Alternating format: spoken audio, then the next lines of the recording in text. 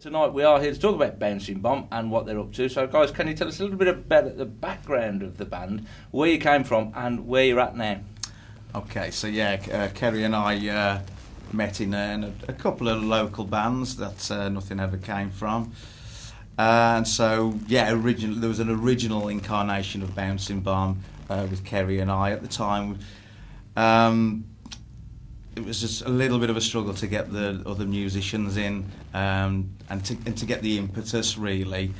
And I think there was a little more Ned's activity at the time. So it took a little while for us to get back to it, start thinking about finishing the album. And I just felt it was time now to get it out there and get it all finished. And it was much more easy this time to get the right musicians in. Got some really good players in for the gig that we're going to do here to launch the album. And it's all new songs. Have the songs sort of evolved over time, or is it something that you sat down and wrote all the songs for the album?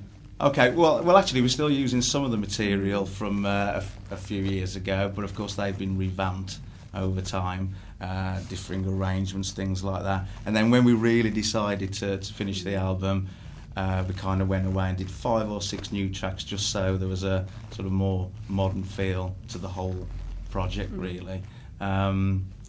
So yeah, it's kind of a very eclectic mix of sounds, really, different instrumentation, which has been nice. Never really worked with a keyboard player before, so we had a chap in at the studio to play the Hammond organ, which is a superb instrument. So, and there's some synths in there. It's been nice to sort of experiment a bit more with things like that. And you've had some. We'll talk about the album a little bit more, but in terms of its production, you've had some old friends and some big names involved in the production as well, haven't you? I mean, that was that's what I really wanted to happen, to get it sounding really good. So we got Jess Corcoran, who's kind of well known for doing, well, she did Godfather by the Neds, but all sorts of bands from, I suppose she's kind of mainly known for that era, early 90s. She did lots and lots of albums, lots and lots of big names. So Jess did all the engineering at her studio in London, Gravity Shack. Obviously she's a true professional and has been doing it for years, so she gets sort of great sounds from the outset. But sort of tempered with that, we wanted several different people to mix the tracks, so they're all recorded in the same place, but we wanted certain different vibes for different songs.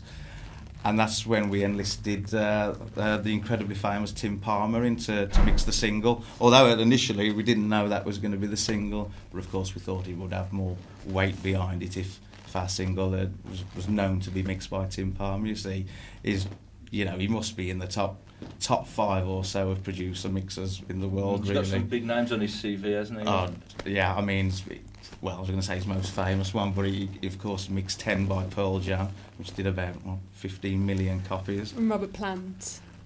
He's done Bowie. He's literally done everybody. Tears for Fears. So that was a massive coup, and the single sounds great because of it. And of course he's got his own place over in Texas now, where the track was mixed. Aside from Tim doing the single, Jess mixed a few of the tracks.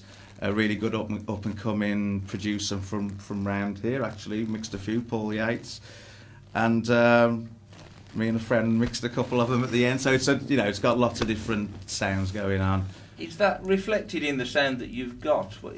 How, if you had to describe it, and I know that's not particularly an easy question to answer, where would it have come from? What sort of influences have gone into the mix? Okay, well, as a whole, I suppose we were just talking about this before. Actually, I think the modern thing is alternative rock. But actually, if you dissect the album, because of the introduction of some Hammond in various places, it's got kind of a 70s kind of feel. But again, like I was saying, there is some sort of synth sounds and stuff that sort of bring it up to where we are now. So, like I say, very eclectic sort of sound, but you will hear some 70s influence, some punky influences. But I think the general slogan is sort of modern rock, I believe, if that's right. And the album and the first single are called Everything, yeah? Yeah, and this sort of takes me... I remember buying albums that always had the same name for the album and the first single of it, so again, it's kind of a throwback to that sort of idea. And I suppose the fact of all these different influences and ideas, it kind of includes everything. A bit tacky, Everything came together in the end. In the end. So after we recorded for a week, so Yeah, an album in a week. The album was recorded in a week. Of course, it took much longer to get everything mixed and ready. But I want, and we of course went down to London to do it, so we were all together. We could to get that vibe for recording this whole album. And of course, like I say, Jess being a true professional, I should say, it all done very smoothly in the end. And you talked about some of the musicians that you've got involved. Now, Kerry, you're singing and guitar.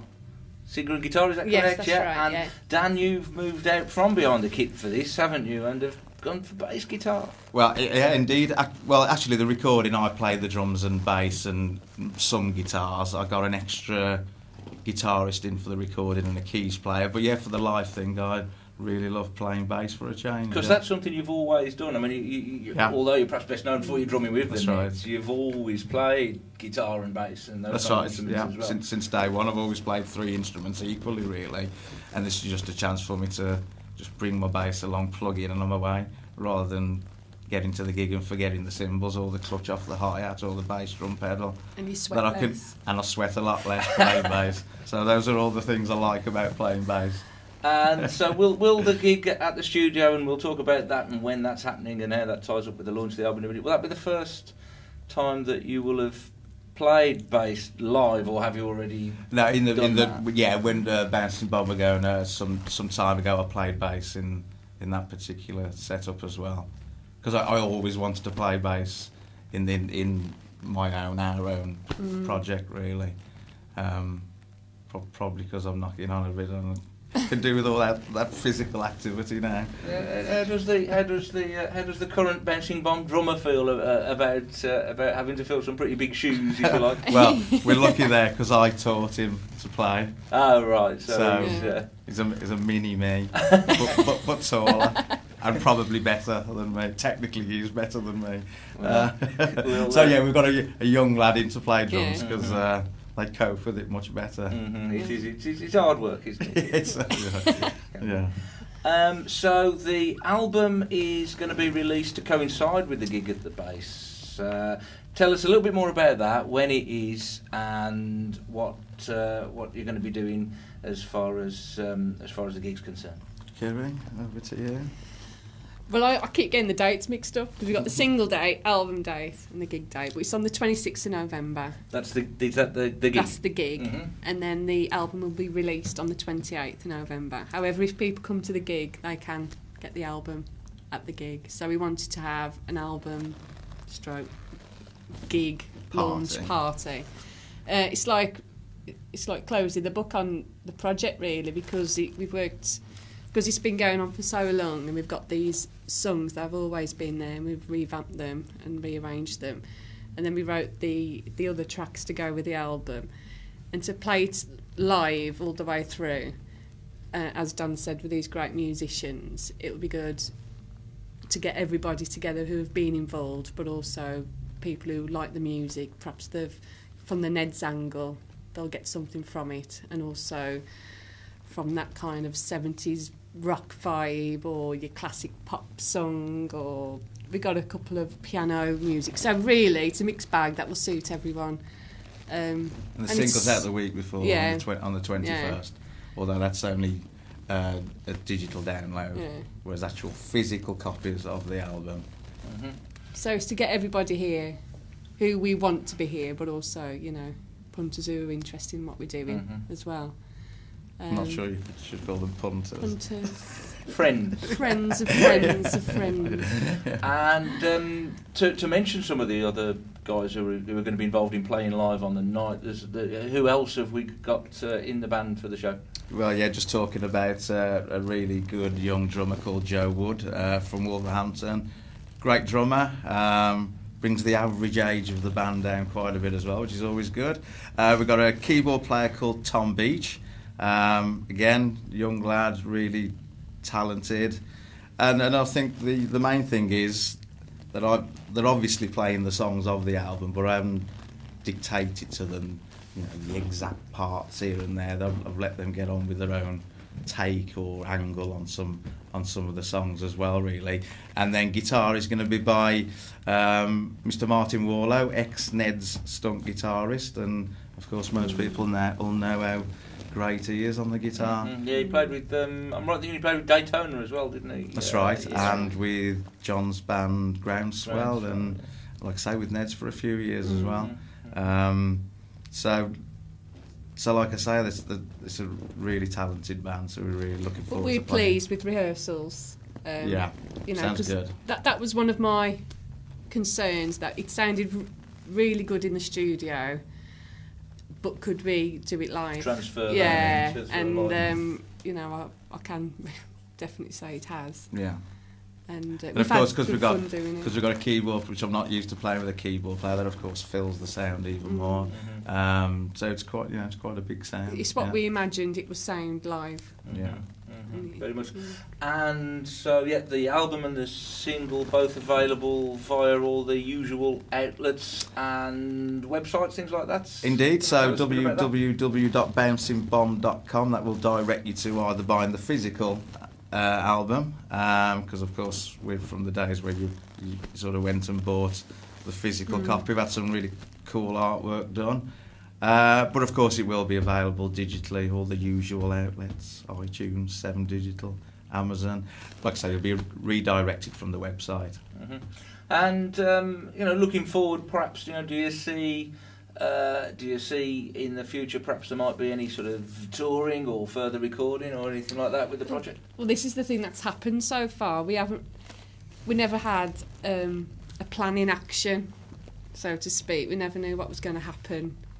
You know, the different steps. Things have just taken on, haven't they? Yeah, things sort of start snowballing, don't they? And it was quite quickly from the time we recorded, and then to the time we had Tim Palmer involved and emailing us and enjoying the tracks that we sent him, and him saying he wanted to do everything as a single. And then obviously now we've got Tim Palmer on board, other people start wanting to come on board as well. The ball. Yeah, so talk to people. But I suppose at the end of it is a project, but the band's in place now, so that's where it wasn't in before. Yeah. The band's in place, we're kind of ready to go. We'll see. Yeah. So Watch this space. great stuff. So again, just in case we didn't catch it the first time around, the gig here at Base Studios in Stourbridge is on Saturday, November the 26th. Saturday, November the 26th, and Tickets £4 off the internet, £5 on the door on the night, and like I say, physical copies of the CD available on the evening. Yeah, if people come to the gig, they get the album a couple of days before its release. Brilliant. Looking forward to that. So that's Dan and Kerry from Bouncing Bomb, and this is Martin Smith for the Bass Sessions.